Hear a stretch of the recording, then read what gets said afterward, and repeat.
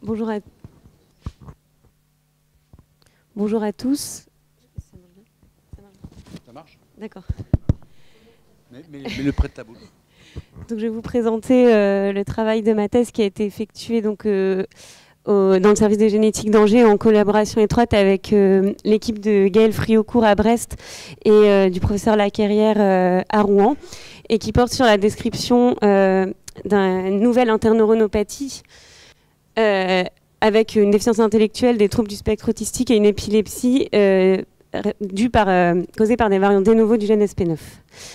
Alors, tout d'abord, une petite introduction sur les interneurones. Donc, le cerveau est composé de deux classes de neurones principales, donc les neurones pyramidaux-glutamatergiques, qui vont plutôt être activateurs, et les interneurones GABAergiques, qui vont être des interneurones inhibiteurs. Donc, les interneurones, ils naissent dans le sous-pallidum embryonnaire au niveau de structures qu'on appelle les éminences ganglionnaires médianes, latérales et caudales, et ensuite, ils vont avoir une migration dite tangentielle de longue distance, par laquelle ils vont passer par plusieurs structures, dont l'aire préoptique, l'amygdale, le striatum, pour finir leur migration au niveau du cortex.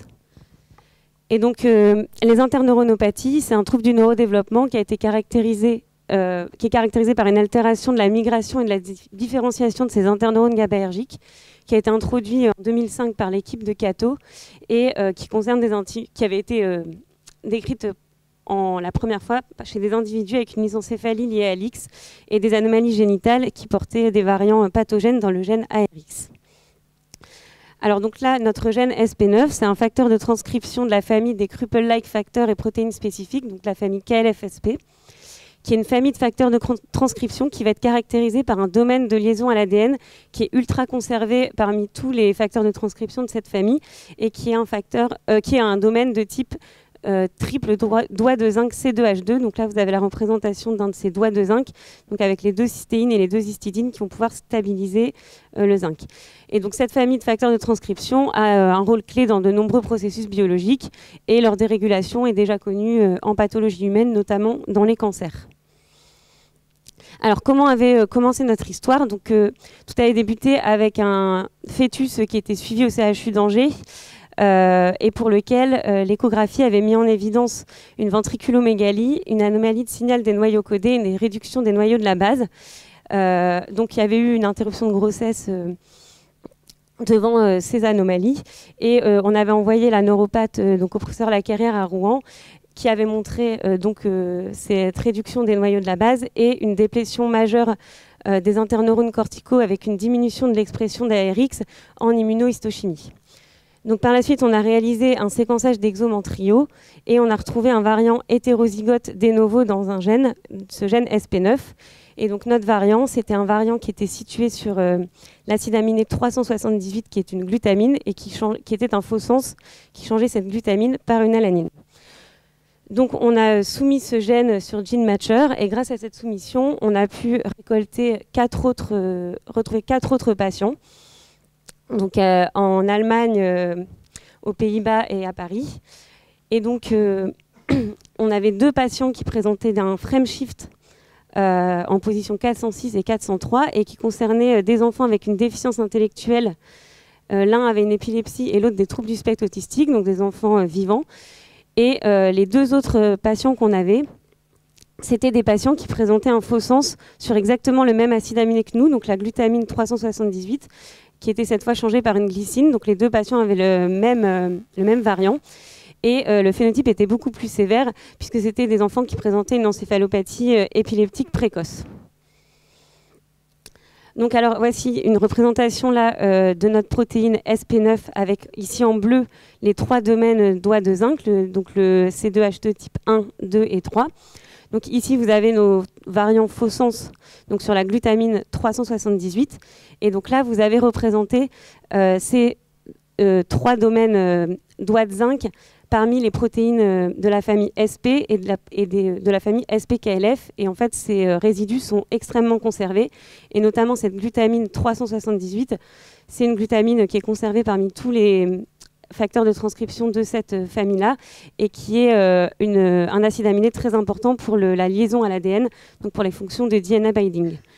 Nos 2 variants frameshift, ils étaient situés dans le 3e domaine doigt de zinc Et ils concernaient tous les deux, pareil, un résidu extrêmement conservé. Donc le premier, une arginine en 403 et l'autre, une histidine en 406, et qui étaient aussi des acides aminés prédits comme ayant une forte interaction de liaison à l'ADN du facteur de transcription.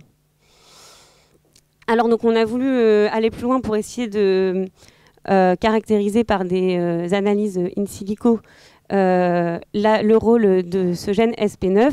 Donc ça, c'est une analyse bioinformatique qui a été réalisée avec une base de données qui est la base de données Brain Atlas de Allen et qui a séquencé, qui a fait du RNA-seq dans de nombreuses structures cérébrales fétales. Et donc ici, vous avez en visualisation une heatmap où on voit en abscisse le temps développemental du cerveau. Donc la ligne noire représente la naissance. À gauche, donc, on a la période prénatale et à droite, la période postnatale. Et en ordonnée, vous avez toutes les structures cérébrales qui étaient disponibles dans cette base de données. Donc j'ai regardé cette heatmap et j'ai extrait juste les données de compte de SP9 pour regarder si SP9 était exprimé à certains temps de développement dans certaines structures cérébrales. Et il s'avère que l'expression de SP9, donc en jaune c'est le plus exprimé et en rouge le moins exprimé, SP9 est extrêmement exprimé au début de la vie embryonnaire dans les éminences ganglionnaires caudales, médiales et latérales, puis s'exprime au niveau de l'amygdale, puis du striatum et du cortex, ce qui suit en fait exactement la migration tangentielle des interneurones. Donc on en a conclu que c'était un gène qui, a priori, avait le même... Enfin, en tout cas, son expression en anténatale était corrélée à la migration tangentielle des interneurones GABAergiques. Alors ensuite, grâce au docteur Gaëlle Friaucourt à Brest, donc elle a réalisé des études en luciférase en modélisant nos variants. Et donc, elle a choisi de prendre un modèle de luciférase dans lequel elle a sélectionné donc, des séquences régulatrices du gène ARX, puisqu'en fait, dans la littérature, on avait vu que SP9 était un facteur de transcription qui pouvait avoir un lien avec ARX. Et donc, elle a choisi 4 séquences régulatrices d'ARX et elle a modélisé donc, nos variants. Donc là, ici, vous voyez ces résultats, donc avec la mesure de la fluorescence de la luciférase. Et elle a montré que donc, par rapport au wild type, donc, qui sont en blanc, donc SP9 wild type active bien le gène de la luciférase quand il est situé juste en amont des séquences régulatrices d'ARX. Et on voit que le variant Frameshift, donc qui est ici le dernier, à chaque fois avait une diminution significative par rapport au variant wild type dans tous les tests de luciférase qu'elle a effectués, ce qui était en faveur d'une perte de fonction due à ces variants tronquants comme on s'y attendait. Et ensuite, de manière assez surprenante, les variants faux sens, on n'avait pas vraiment les résultats au départ qu'on attendait, puisque à l'inverse, les variants faux sens n'avaient pas forcément de diminution significative de l'expression de la luciférase par rapport au wild type.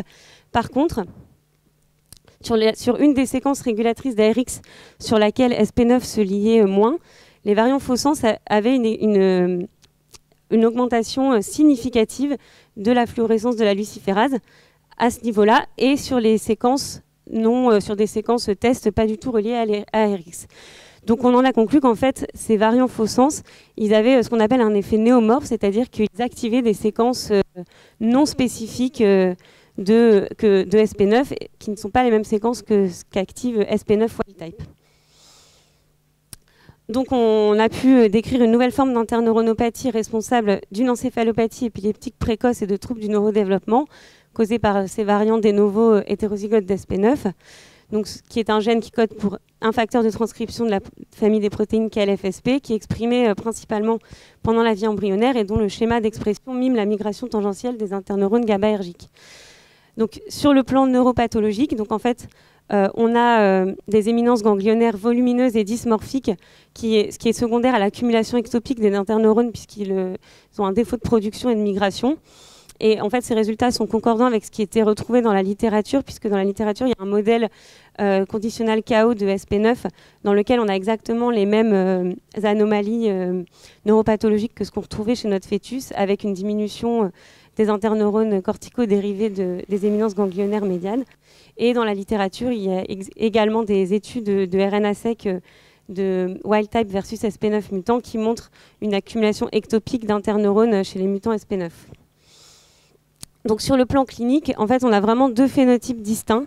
D'abord, on a des variants perte de fonction, donc, que nous, on a retrouvé dans le 3e domaine de liaison du doigt de zinc, qui sont responsables d'un phénomène plutôt DI, trouble du spectre autistique, plus ou moins épilepsie. Et on a un 2e phénotype plus sévère, causé par des variants faux sens situés sur des résidus très conservés du 2e domaine de doigt de zinc, responsable donc d'une encéphalopathie épileptique sévère à cause d'un effet néomorphe et hypomorphe de ces variants. Et donc ce qui est très intéressant, c'est qu'en fait dans la littérature, ce mode de fonctionnement pathogène a déjà été décrit dans une hémopathie qui est causée par des variants de novo dans KLF1, qui est aussi un facteur de transcription de la famille des protéines KLFSP. Et donc en fait dans ce papier de l'équipe d'Isley de 2019, ils ont donc étudié cette hémopathie causée par ces variants-là. Et en fait leur variant, c'est également une glutamine qui est en position 325 et qui est en fait, quand on reprend notre schéma de la famille des protéines KLFSP, c'est en fait le même variant que nous en 378. C'est la même position équivalente dans le domaine doigt de zinc. Donc voilà, en conclusion, donc on a pu identifier et caractériser les variants de ce gène-là. Donc le papier, il est en cours de finalisation, on va bientôt le soumettre. C'est pour ça que je n'ai pas toutes les références. Et on aimerait répliquer le nombre d'individus atteints. Donc si vous avez des individus avec des variants dans SP9, on est preneur. Et pour la suite, donc on aimerait bien identifier ces cibles de SP9, les cibles à la fois les cibles normales et à la fois les cibles pathologiques. Mais en RNA-seq, pour l'instant, on est en train de réfléchir au tissu adapté ou à la possibilité de lignée neuronale. Voilà, donc un grand merci à l'équipe de génétique d'Angers et à toutes les équipes collaboratrices, donc les cliniciens qui nous ont envoyé leurs patients donc à Paris, à Gand, Utrecht et Leipzig, surtout au professeur Lacarrière à Rouen qui a fait toutes les analyses neuropathologiques et au docteur Friocourt à Brest qui a fait la luciférase et qui a beaucoup travaillé avec nous, et surtout aux patients qui ont accepté.